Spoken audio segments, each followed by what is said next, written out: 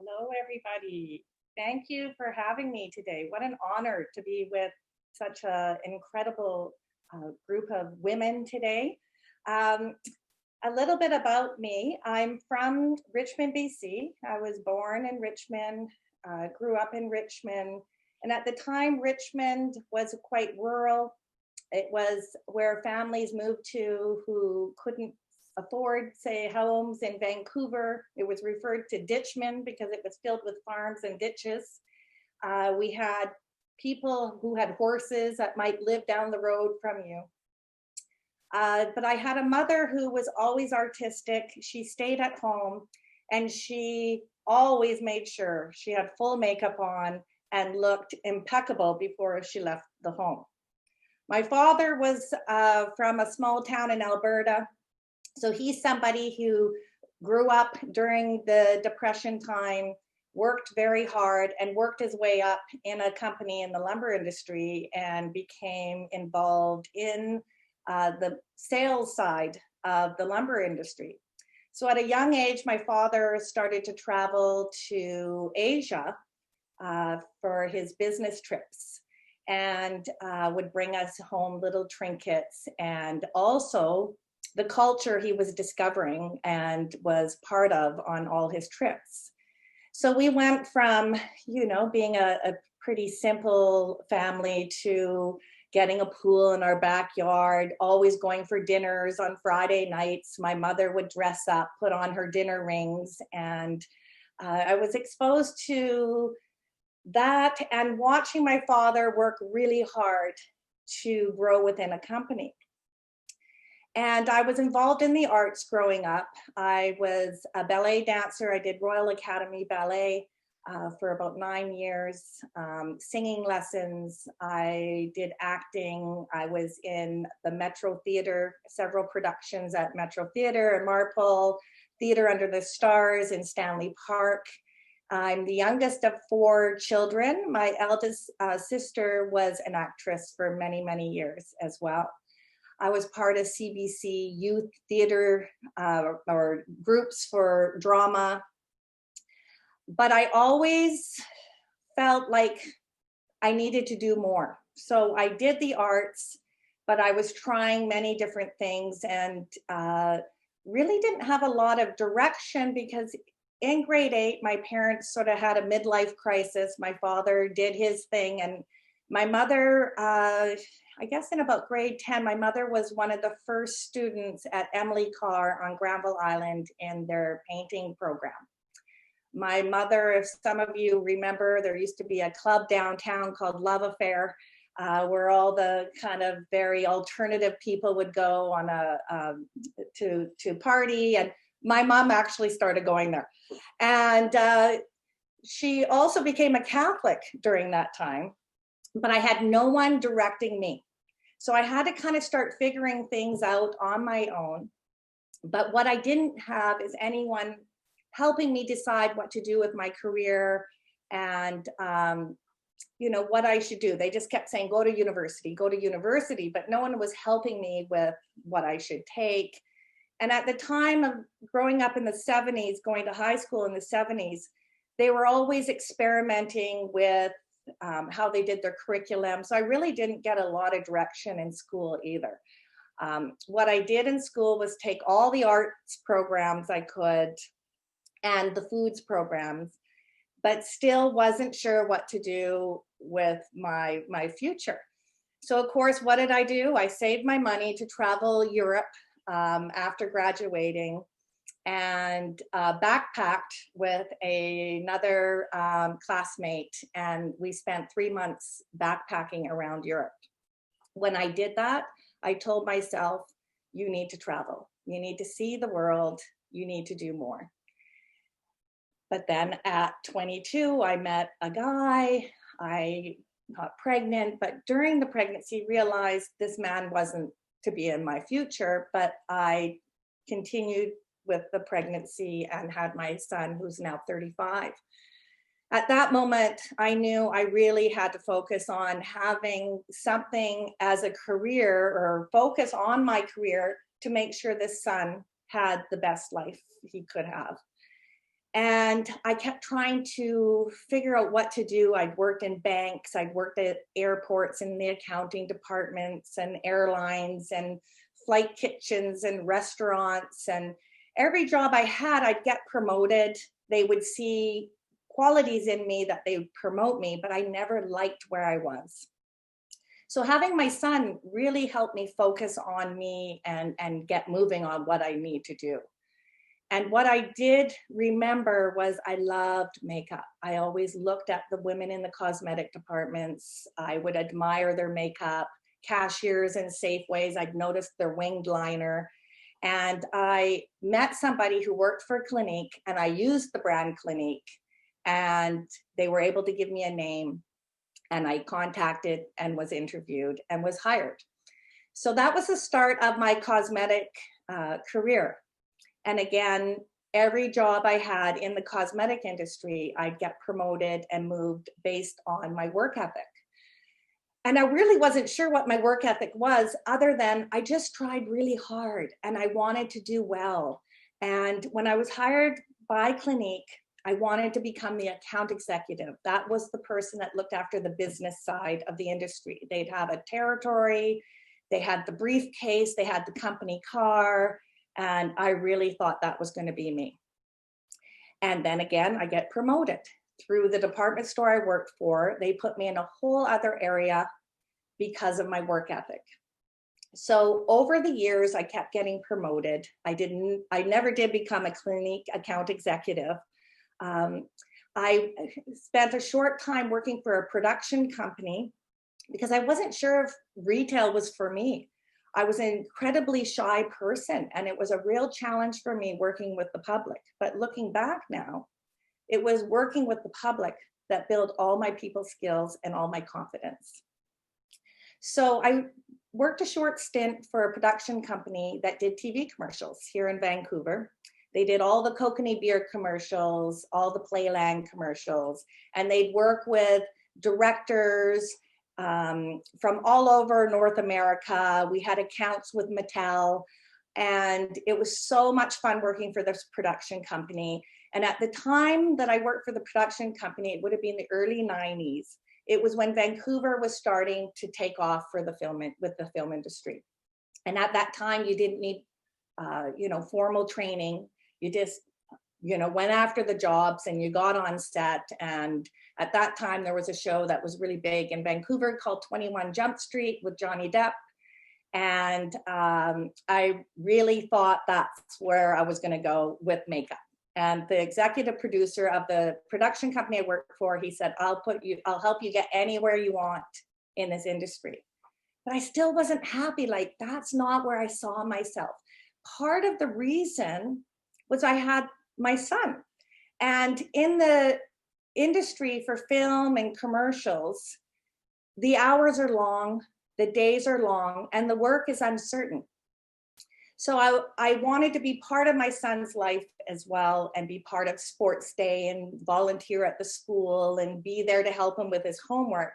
And I saw what kind of days you had if you worked in the film industry. They're very long days. They're 12, 14-hour days. And you don't always know when you're going to work again. And I needed to have that stability. It was my personality is I need to know what my next month looks like. And so from there, I thought long and hard again, what is it that I want to do? And I realized I liked working with people. And I applied at Holt Renfrew, which 5 years before that, I would never have felt confident to work at Holt Renfrew. And I got the job at Holt Renfrew. I worked 11 years at Holt Renfrew. I was a top salesperson at Holt Renfrew.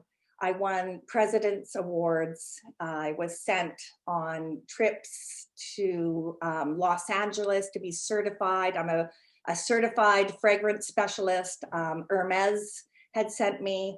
I went to Beverly Hills. I stayed in a hotel on Rodeo Drive and wrote this exam and was certified. I'm one of the very few people certified in Canada for that.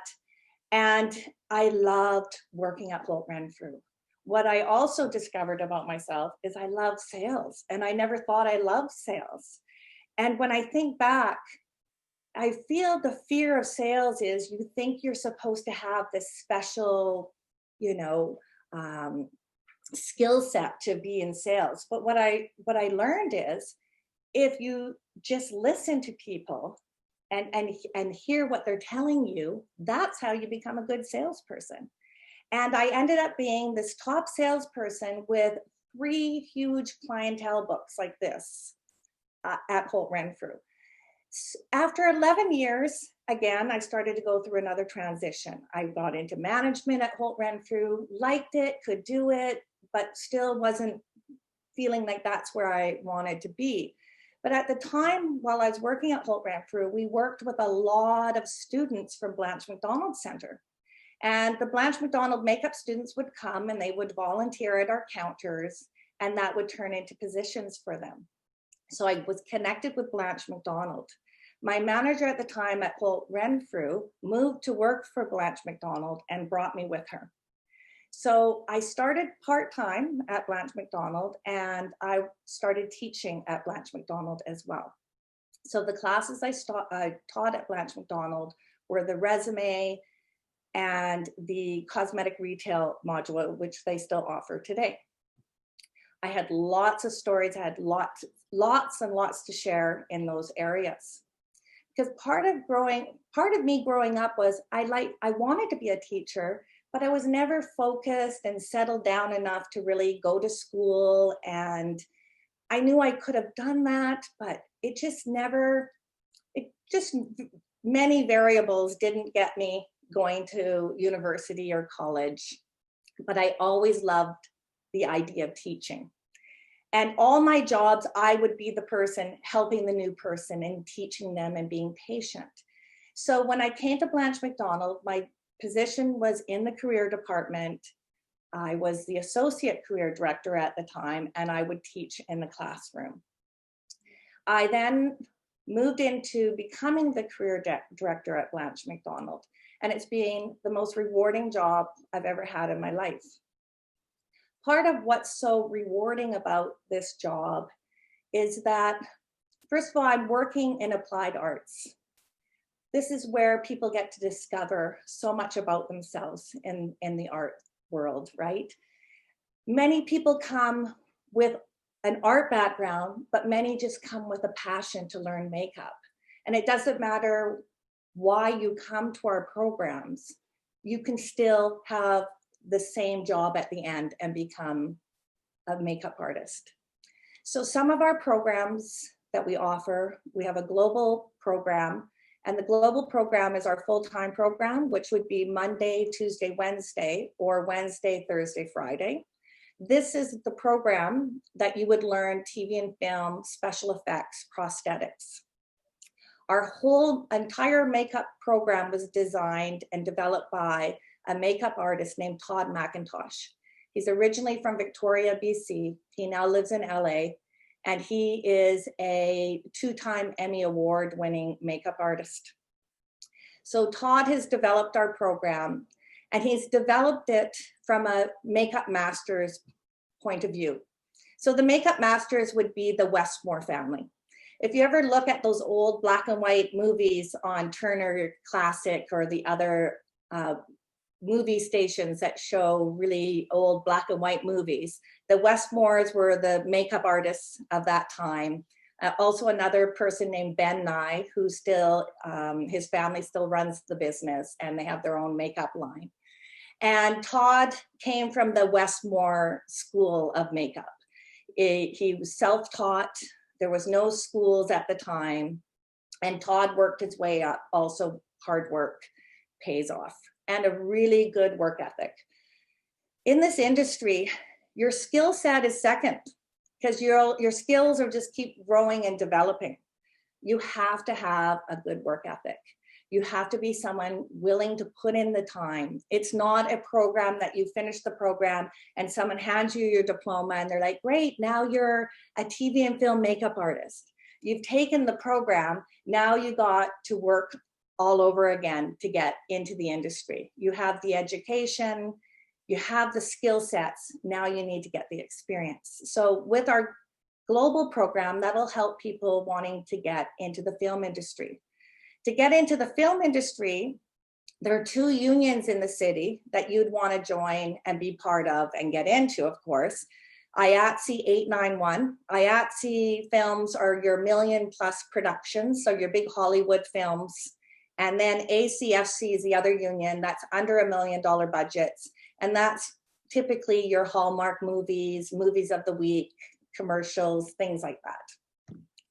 So our global program is 1 year.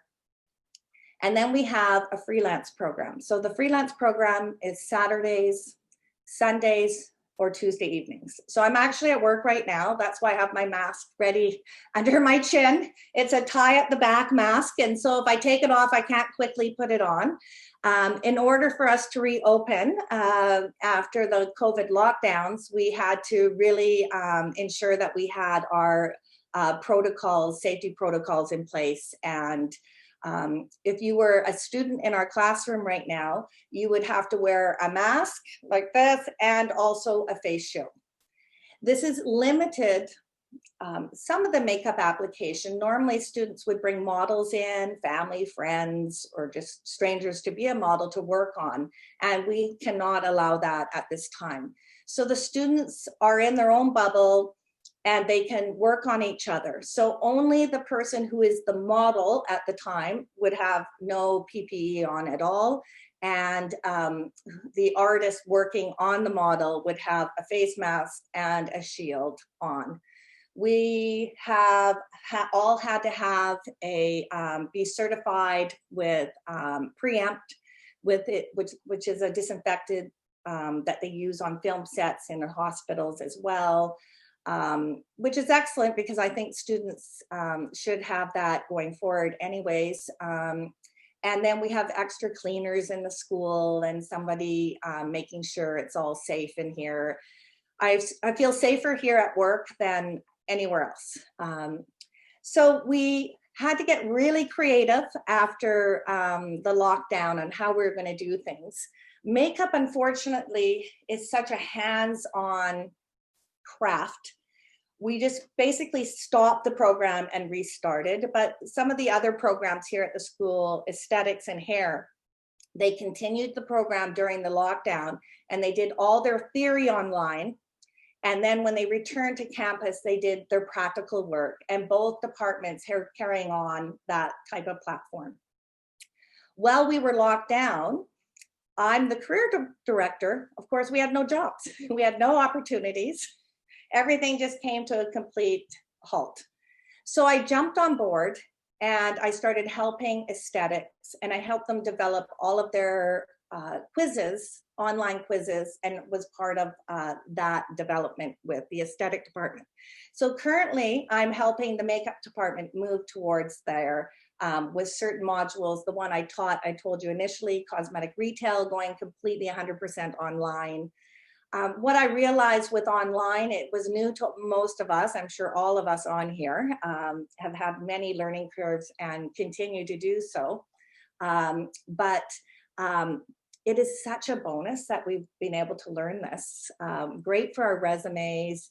And I can see this as what we're going to use in the future a lot going forward. So it's been a wonderful learning opportunity. So our other programs, freelance, and then there's one called International Makeup. International is a lot of international students come and join this program. And freelance is typically students who have full-time jobs already, a little more mature, have family, and they're looking for a career change. So what's really cool about this job I have is people come from all walks of life. And they come for so many various reasons. And some, it's just learning how to put makeup on themselves. Some have moved into these wonderful careers in TV and film, bridal, fashion. We have YouTubers. We have people who have created their own brands. It's so diverse and it's so fun. And it's never a waste to take a program like this. What I also tell students is education is never a waste. we've had students come to our program and now they're in entirely different fields, but coming to Blanche Macdonald, build a certain skill set and got them wanting to learn more or realizing they wanted to do more with their lives.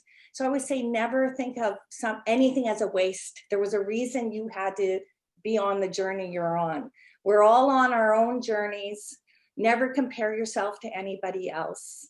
And there's so many opportunities in the makeup industry to make people feel really good about who they are. A lot of what we do in the career department is entry level opportunities.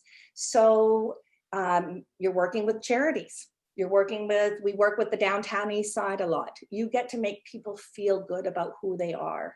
We work with people in retail environments where you're also building confidence. In the retail environment, there's beautiful, wonderful careers that you can have in that industry. You could be educators, product development, marketing, account executives. We have many bridal companies that our students have started themselves. We have people who specialize in all bridal, West Coast bridal, South Asian bridal. We have people who are grads of our program who are involved in the fashion industry and now own their own agencies as well. There's so many opportunities, but the best thing that I've enjoyed about my job is watching people develop their own skill sets and their own confidence. Watching someone walk in the door and I meet them on the first day and then seeing who they are 12 months or 6 months later. Everybody's confidence grows. Everybody feels a sense of community and part of the Blanche Macdonald family. And that's with them forever.